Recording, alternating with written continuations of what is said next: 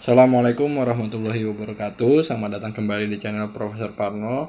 Di video kali ini kita akan belajar kembali tentang GitHub, dan di pelajaran kali ini kita akan membahas mengenai Git add dan Git push ke remote repository.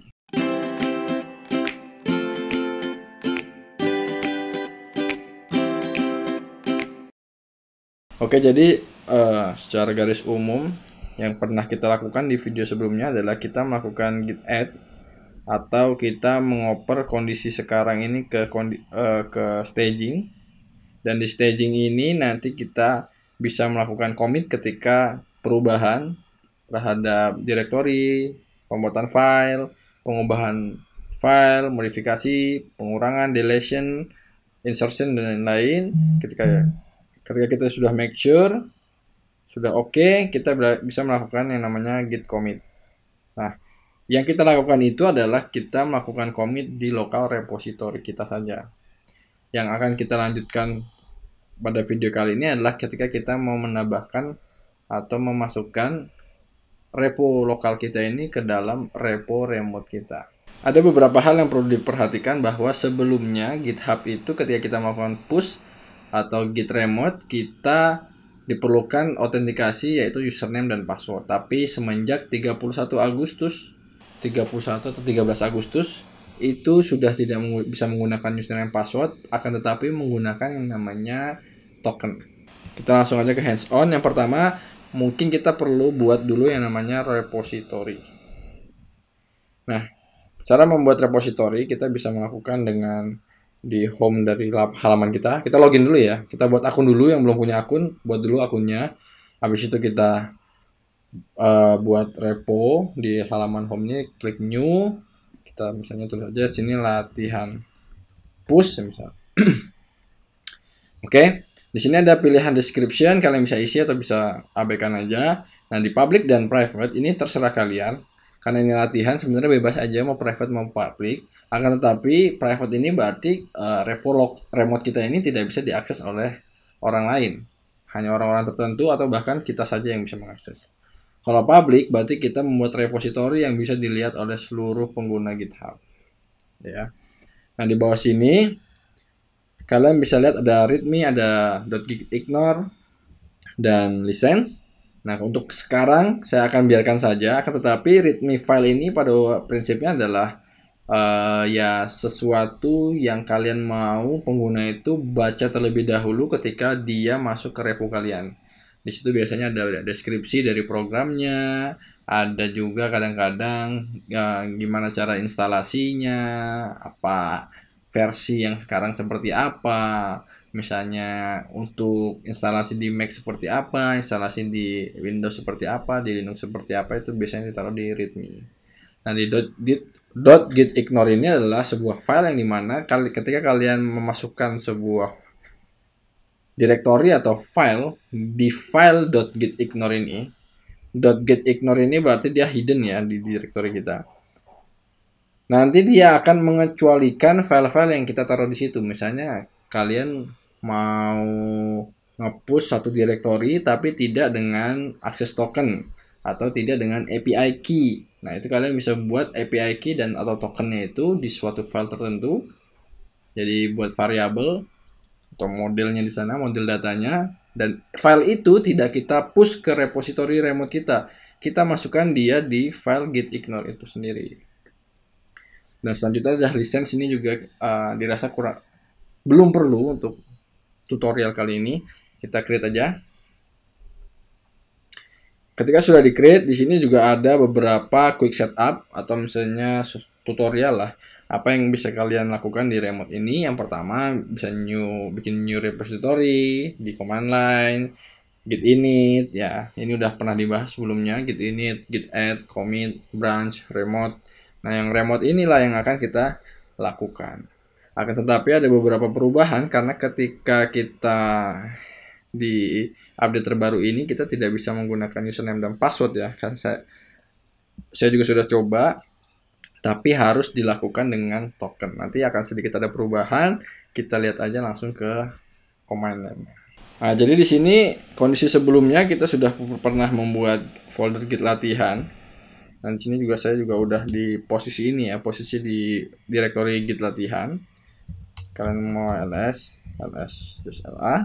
Nah, di sini ada latihan.txt dan latihan.push. Kalau kalian git status, di sini nggak ada yang bisa di commit, tapi misalnya kita mau hapus aja nih latihan push ini karena typo, kita hapus dan kita buat file baru lagi namanya yang benar ya, push.txt. Nah, ketika kita membuat ini file baru, kita bisa lihat git statusnya nih. Apa sih yang berubah gitu ya. Nah, di sini kita melakukan hapus terhadap file latihan push dan kita bikin baru yang namanya git latihan.push yang benar ya. Setelah kita lihat statusnya, kita bisa melakukan yang namanya git add ya sebenarnya. Git add, terus git commit gitu ya.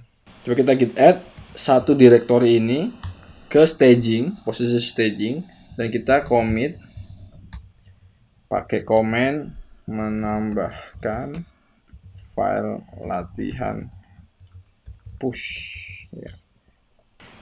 Kalau di sini instruksinya adalah git remote at origin ya. Tapi ini nanti akan memerlukan autentikasi, dan autentikasi yang untuk yang terbaru kita perlu menggunakan yang namanya token. Dimana tokennya bisa kita buat di sini ya. Kita close dulu. Kalian bisa buat di klik tanda panah di samping icon. Habis itu settings. Di sini ada developer settings dan kalian bisa pilih personal access token. Nah, di sini saya sudah punya 2 dan ini juga baru saya buat yang ini. Yang pertama ini. Kalian bisa generate new token dan kasih nama di token akses kalian ini, di generate, dan setelah di generate kalian harus mengcopy akses tokennya dan menyimpan di tempat yang aman. Nah, kalau gue udah gue simpen sini, gue copy. Setelah itu kita bisa melakukan yang namanya set URL terlebih dahulu. Get remote, karena kita mau melakukan remote ke dalam remote repository remote kita. Set URL, kita tulis nama repo, kita mau menamakan repo kita yang mau kita push itu di mana. Biasanya orang nulisnya origin.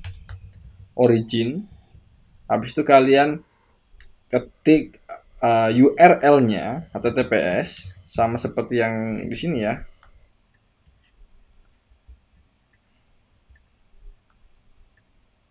Sini.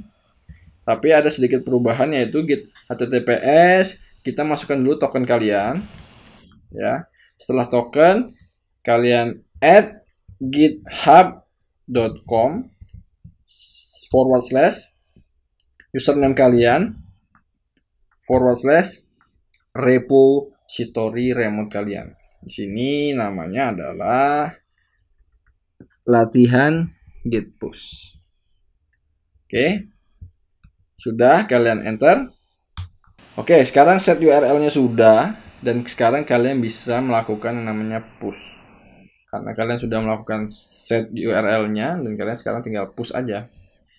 Komennya adalah git push -u. Nah, di sini kalian ketik origin yang kalian buat tadi, origin, dan selanjutnya adalah branch. Branch yang mau kalian push itu di mana? Branch apa?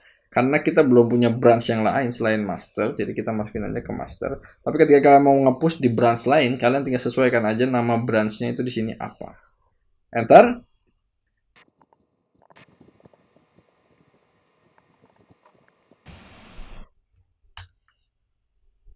Oke, jadi kalian perlu pastikan juga bahwa akses token yang kalian buat itu sudah di checklist yang bagian repo. Jadi karena ketika generate tokennya ininya belum di checklist, si pushnya ini masih error dan dia nolak gitu ya ketika kita menggunakan akses ini. Nah, jadi posisi sekarang ini kita sudah berhasil melakukan push dari lokal repository kita ke remote repository. Kalian bisa cek.